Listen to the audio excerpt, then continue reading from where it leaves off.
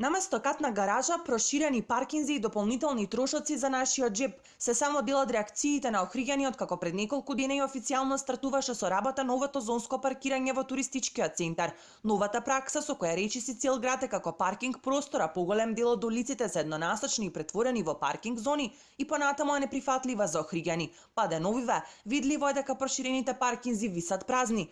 Граѓаните кои ги анкетиравме велат локалната власт во немоќ да изнеде соодветно решение за сообраќајниот хаос, обезбедува паркинг места на нивен товар.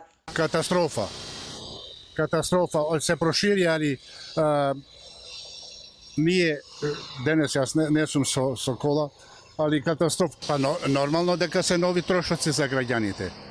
Дали е то исправно, дали е то законски, не знам. Па им треба пари.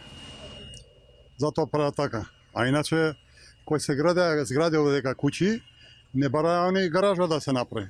Него сеја им текна на крај. Во центаров не треба да има паркирање.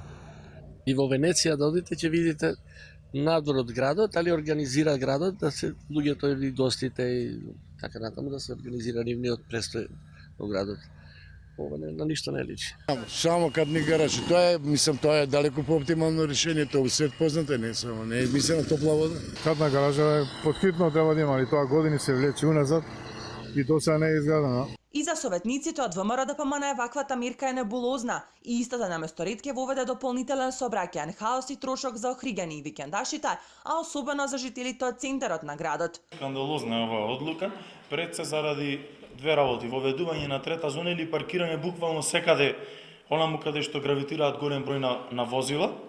Втора работа е што се проширува зоната А и сето она кое што досега беше А и Б зона, ќе оди сето тоа под А зона и ќе се наплаќа значи по поголема цена, уште еден додатен издаток за сите жители на Охрид. Но градоначалникот уверува, нема дополнителни трошоци току поевтинување на услугите за паркирање во зоните кои во зависност од положбата чинат 30, 20 и 10 денари за час. Основната цел вели е да се модернизира наплатата за паркинг, но и да се дестимулира употребата на возила од страна на Охриѓани. Нема дополнителен издаток за граѓаните на општина Охрид, затоа што и досега граѓаните можеа да извадат претплатни карти, месечни карти или годишни карти, истото и сега можат да го направат.